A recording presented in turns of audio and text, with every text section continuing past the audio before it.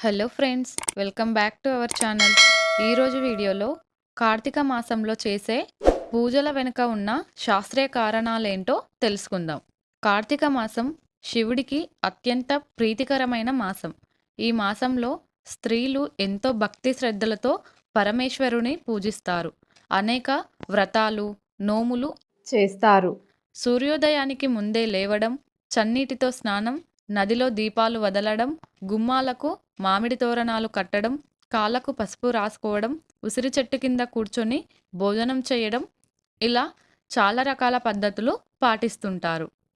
వీటి వల్ల దైవానుగ్రహం పొందడంతో పాటు ఆరోగ్యపరంగా కూడా అనేక ప్రయోజనాలు ఉన్నాయి. హైందవ సాంప్రదాయంలో పాటించే ప్రతి ఆచారం వెనుక ఒక శాస్త్రీయ కారణం ఉందన్న విషయం మనకు తెలిసిందే. ఈ క్రమంలో ప్రత్యేకించి కార్తీక మాసంలో ఆచరించే కొన్ని పద్ధతులు, వాటి వల్ల కలిగే ప్రయోజనాలు ఏంటో ఇప్పుడు తెలుసుకుందాం. కార్తీక మాసంలో నదీ స్నానం చేయడం వల్ల కలిగే ప్రయోజనాలు ఏంటో తెలుసుకుందాం. కార్తీక మాసంలో సూర్యోదయానికి ముందే నిద్రలేచి నదులకు వెళ్ళి స్నానం చేయడం అనేది ఆనాదిగా వస్తున్న ఆచారం. ఫలితంగా ఆరోగ్యం కూడా చేకూరుతుంది. అది ఎలాగంటే, నది నీరు కొండలు, కోనలు, చెట్లు ఇలా అన్నింటిని తాకుతూ ప్రవహిస్తుంది. దీనివల్ల వాటిపై ఉండే మూలికల రసం ఆ నీటిలో కలుస్తుంది. కాబట్టి ఈ నీటితో స్నానం చేయడం ఆరోగ్యదాయకం. అలాగే నది నీరు చల్లగా ఉంటుంది. కాబట్టి చల్లటి నీటితో స్నానం చేయడం వల్ల శరీరంలో రక్త ప్రసరణ బాగా జరిగి ఎలాంటి అనారోగ్యాలు దరిచేరకుండా ఉంటాయి. అందుకే ఈ మాసంలో చాలామంది చన్నీటి స్నానానికే ఎక్కువ ప్రాధాన్యత ఇస్తారు. అయితే కలుషితమైన నదుల్లో, చెరువుల్లో స్నానం చేసే ముందు ఆలోచించాలి.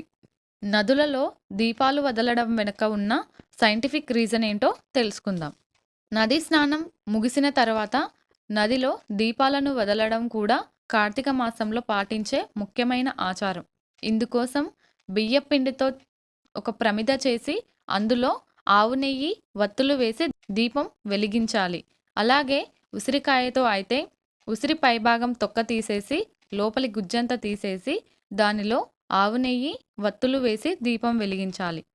వాటిని అరటి దొప్పలో పెట్టి నదిలో వదిలివేయాలి. దీనివల్ల దీపాల వేడికి వాతావరణంలోని క్రిములు, కీటకాలు, దోమలు నశించిపోయి గాలి శుద్ధి అవుతుంది.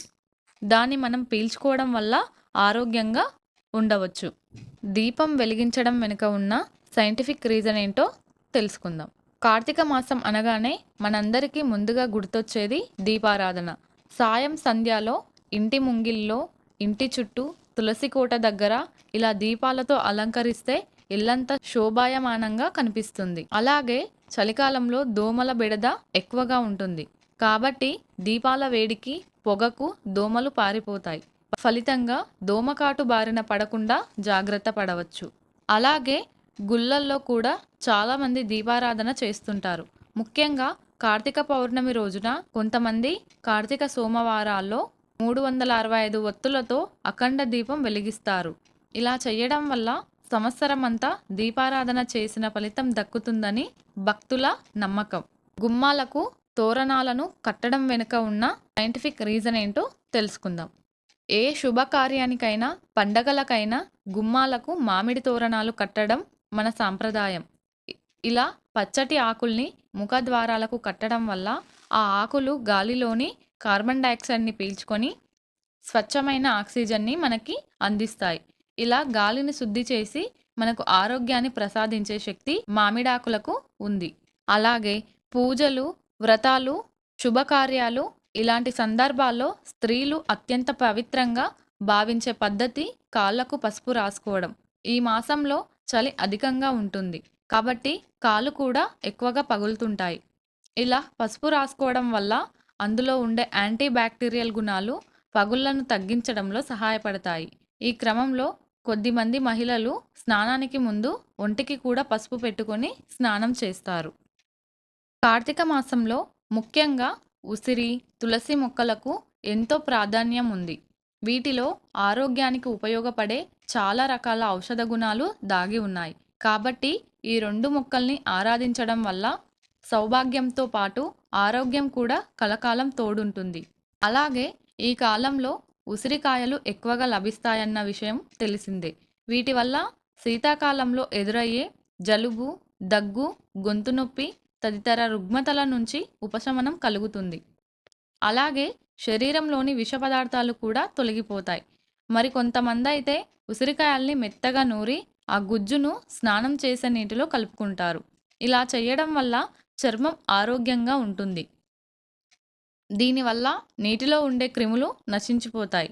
అలాగే చర్మానికి ఎలాంటి ఇన్ఫెక్షన్లు సోకకుండా జాగ్రత్త పడవచ్చు. కార్తీక మాసం దైవారాధనకు మాత్రమే కాదు, వినోదానికి, సామాజిక సంబంధాల పునరుద్ధరణకు కూడా పెట్టింది పేరు.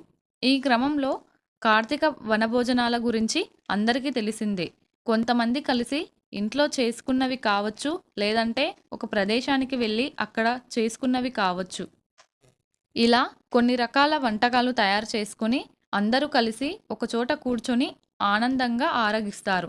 ముఖ్యంగా ఉసిరి చెట్టు కింద కూర్చొని భోజనం చేయటం విశేషంగా భావిస్తారు. ఇలాంటి సందర్భంలో పైనుంచి ఉసిరి ఆకులు మనపై పడుతుంటాయి. ఈ ఆకుల్లో చాలా రకాల ఔషధ గుణాలు ఉంటాయి.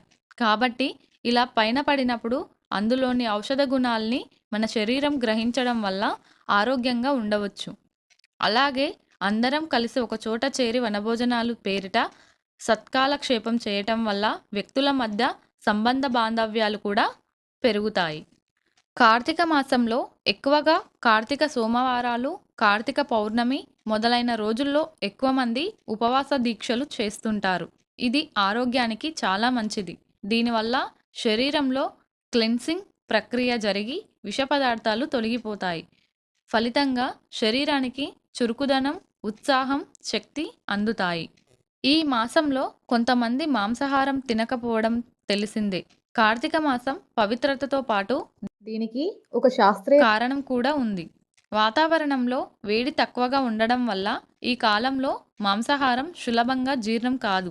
దీనివల్ల పలు జీర్ణ సంబంధమైన సమస్యలు తలెత్తడంతో పాటు శరీరానికి ఇన్ఫెక్షన్లు కూడా సోకే అవకాశం ఉంది.